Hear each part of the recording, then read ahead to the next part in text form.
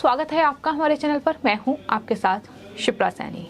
महाराष्ट्र में उद्धव ठाकरे सरकार की मुश्किलें लगातार बढ़ रही हैं। उद्धव ठाकरे सरकार में मंत्री और एनसीपी के नेता नवाब मलिक को एक बार फिर कोर्ट से बड़ा झटका लगा है। दरअसल विशेष पीएमएलए अदालत ने उनकी न्यायिक हिरासत को 20 मई तक के लिए बढ़ा दिया है, यानी 20 मई तक अब नवाब मलिक जेल में ही रहेंगे। लगातार नवाब मलिक की मुश्किलें बढ़ रही हैं। जिस तरीके से अंडरवर्ल्ड डॉन दाऊद इब्राहिम से जुड़े मनी लॉन्ड्रिंग मामले में उनका नाम सामने आया और उसके बाद ईडी ने 23 फरवरी को नवाब मलिक को इस पूरे मामले में गिरफ्तार किया। उसके बाद से नवाब मलिक जेल में हैं और लगातार उन्हें कोर्ट से बड़े झटके लग रहे हैं। जिस तरीके से लगातार उनकी न्यायिक हिरासत को बढ़ाया जा रहा है। सिर्फ इतना ही नहीं, आपको ये भी बता दें कि नवाब मलिक इस बीच बॉम्बे हाई कोर्ट से लेकर सुप्रीम कोर्ट तक का रुख कर चुके हैं और लगातार जमानत की कोशिशें भी वो कर रहे हैं, लेकिन कहीं से कोई कामयाबी मिलती दिखाई नहीं दे रही है। कोई राहत नवाब मलिक को नहीं मिल रही है। जिस तरीके से एक के बाद एक कोर्ट जो है फैसले दे रहा है उनका। आपको बता दें, इस पूरे मामले में सुप्रीम कोर्ट ने जांच के दौरान बीच में हस्तक्षेप करने से मना कर दिया है। कोर्ट ने उन्हें रिहाई की अपील के लिए इस केस के लिए उपयुक्त कोर्ट में अपील करने की सलाह दी है।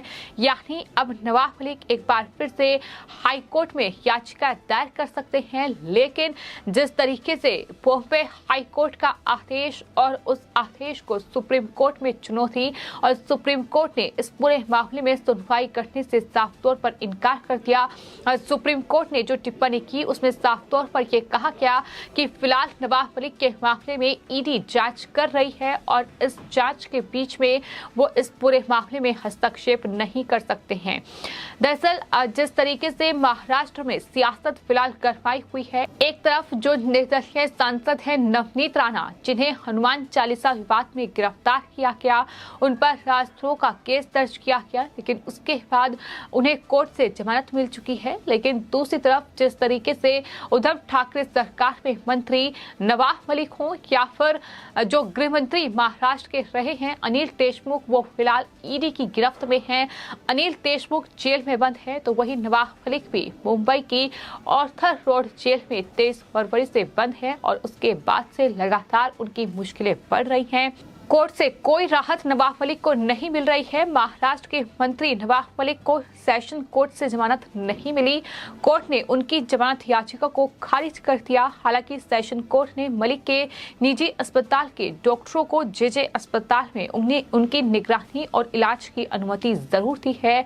उन्होंने मेडिकल जमानत के लिए कोर्ट में गुहार लगाई थी। मलिक को जेजे अस्पताल से ऑर्थर रोड जेल में अब ट्रांसफर कर दिया गया है। ये जरूर जो अनुमति है वो दरअसल कोर्ट की ओर से दी गई है। हालांकि उनके वकील अमित देसाई ने कोर्ट में ये दलील दी कि मलिक को हाई ब्लड प्रेशर, किडनी की समस्या, पैरों में सूजन, बैरिएट्रिक सर्जरी और दर्द की शिकायत है। तबीयत ठीक नहीं होने के बावजूद उन्हें जेजे अस्पताल से जेल में ले जाया गया, इसलिए मलिक को एक निजी अस्पताल में भर्ती होने की अनुमति दी जाए। ये कोर्ट में अपील की गई थी, लेकिन सेशन कोर्ट ने उनकी जमानत पर नहीं कोई फैसला सुनाया और जमानत उन्हें नहीं मिली। तो इस तरीके से लगातार उद्धव ठाकरे सरकार में मंत्री नवाब मलिक को एक के बाद एक कोर्ट से बड़ा झटका लग रहा है और अब उनकी न्यायिक हिरासत को 20 मई तक के लिए बढ़ा दिया गया। आपको बता दें, आज यानी 6 मई को उनकी न्यायिक हिरासत खत्म हो रही थी, लेकिन उसके बाद अब कोर्ट ने जो विशेष पीएमएलए अदालत है उन्होंने बड़ा फैसला सुनाते हुए 20 मई तक के लिए नवाब मलिक की मुश्किलें बढ़ा दी हैं। अब 20 मई तक नवाब मलिक जेल में रहेंगे और उसके बाद आगे का फैसला कोर्ट करेगी। आपको ये बता दें कि महाराष्ट्र में जिस तरीके से अंडरवर्ल्ड डॉन कनेक्शन सामने आया था, दाऊद इब्राहिम के गुर्गे इकबाल कासकर और सलीम पटेल, इसके अलावा शाह अली खान, इन तमाम गुर्गों ने जब ईडी ने उनसे पूछताछ की तो उन्होंने नवाब मलिक का नाम लिया था और उसके बाद नवाब मलिक से ईडी ने पूछताछ की थी। कड़ी पूछताछ के बाद जब नवाब मलिक ने सवालों के जवाब नहीं दिए और नवाब मलिक ईडी को गुमराह करते नजर आए, तो उसके बाद ईडी ने नवाब मलिक को गिरफ्तार कर लिया। 23 फरवरी को नवाब मलिक को गिरफ्तार किया गया था, उसके बाद से वो ऑर्थर रोड जेल में बंद हैं। मलिक पर अंडरवर्ल्ड डॉन दाऊद इब्राहिम के भाई इकबाल कासकर और बहन हसीना पारकर के गुर्गों से जुड़े होने के आरोप हैं। और ये भी बड़ी खबर इस पूरे मामले में है कि नवाब मलिक ने दरअसल दाऊद इब्राहिम के जो गुर्गे हैं उनके साथ जमीन का सौदा किया है, जिसका खुलासा बीजेपी के नेता और महाराष्ट्र के पूर्व मुख्यमंत्री देवेंद्र फडणवीस की ओर से किया गया था, जिसमें उन्होंने जानकारी दी थी कि दरअसल नवाब मलिक जो कि उद्धव ठाकरे सरकार में अल्पसंख्यक मंत्री हैं, उन्होंने दाऊद इब्राहिम के गुर्गे शाह अली खान और साथ ही सलीम पटेल से जो जेल में बंद हैं और 1984 बॉम्बे बम ब्लास्ट के आरोपी भी वही हैं, उनसे पूछताछ ईडी ने की और उनसे जमीन का सौदा किया है। ये देवेंद्र फडणवीस की ओर से खुलासा किया गया था। हालांकि उस वक्त तमाम महाविकास आघाड़ी सरकार के जो नेता थे, फिर चाहे वो मुख्यमंत्री उद्धव ठाकरे हों या फिर शिवसेना के सांसद संजय राउत, इसके अलावा पूरी एनसीपी कहीं ना कहीं नवाब मलिक के समर्थन में उतर आई थी और ये कहा गया था कि उनके दाऊद इब्राहिम के गुर्गों के साथ कोई संबंध नहीं है, कोई जमीन का सौदा नहीं हुआ है।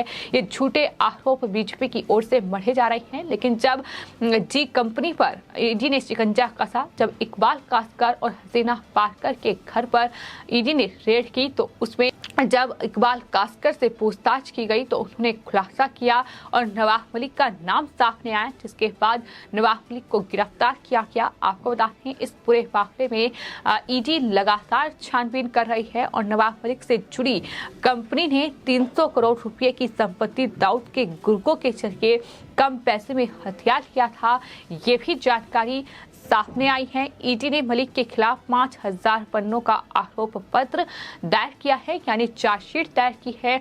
तो ये बड़ी जानकारी इस पूरे मामले में है। फिलहाल नवाब मलिक अलग अलग तरीके से कोशिश ये कर रहे हैं कि किसी भी तरीके से जेल से छुटकारा मिले और जमानत के लिए वो लगातार बॉम्बे हाई कोर्ट से लेकर सुप्रीम कोर्ट तक का भी रुख कर चुके हैं। वहीं सेशन कोर्ट में भी उन्होंने अपील की थी, वहां भी उनकी जमानत याचिका को खारिज कर दिया गया।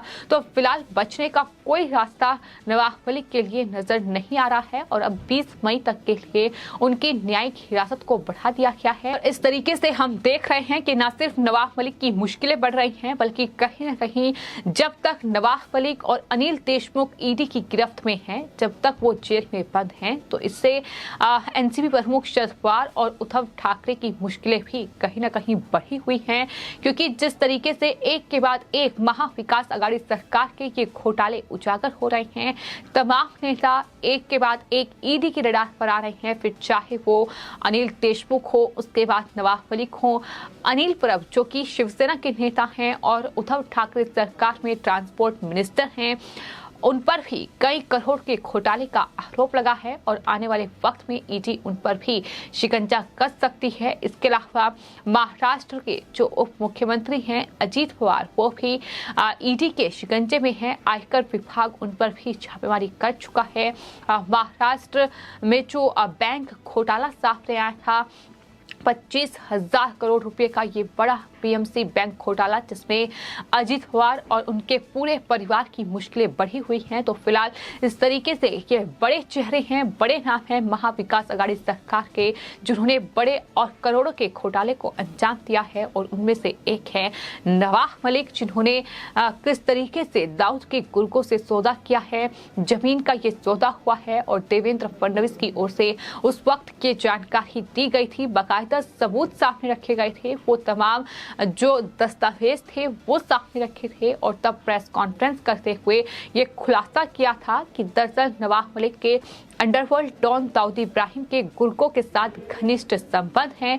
सवाल बीजेपी की ओर से ये भी पूछा गया था कि जो शाह अली खान हैं और साथ ही सलीम पटेल दाऊद के गुर्गे हैं, वो दरअसल आजीवन कारावास की सजा भुगत रहे हैं और ऐसे में क्या जो जमीन का सौदा हुआ है, जो जमीन की डील हुई है मुंबई के कुर्ला जैसी महंगी जगह में, क्या वो जेल के अंदर हुई है? आखिर ऐसी क्या सांठगांठ दाऊद के गुर्गों के साथ, दाऊद इब्राहिम के साथ इनकी है, एनसीपी की है या फिर शिवसेना की है? ये तमाम सवाल जो है वो बीजेपी की ओर से पूछे गए थे।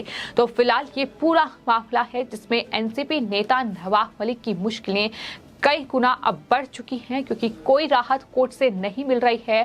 और इसी के साथ साथ जो एनसीपी के चीफ हैं शरद पवार, जो नवाब मलिक को कहीं ना कहीं बेगुनाह बता रहे थे और ये कह रहे थे कि बीजेपी उन पर झूठे आरोप लगा रही है, लेकिन जब से वो ईडी की गिरफ्त में आए हैं, लगातार कोर्ट से भी कोई राहत उन्हें नहीं मिल रही है, क्योंकि सबूत सामने हैं और ईडी के पास पर्याप्त सबूत हैं, जिसके आधार पर लगातार आगे की जांच भी ईडी कर रही है। तो फिलहाल नवाब मलिक की मुश्किलें लगातार बढ़ी हुई हैं और अब नवाब मलिक 20 मई तक न्यायिक हिरासत में रहेंगे। उसके बाद आगे का फैसला इस पूरे मामले पर कोर्ट करेगी। फिलहाल आपकी इस पूरे मामले पर क्या राय है, हमें कमेंट बॉक्स में जरूर लिखें और चैनल को सब्सक्राइब करें। धन्यवाद।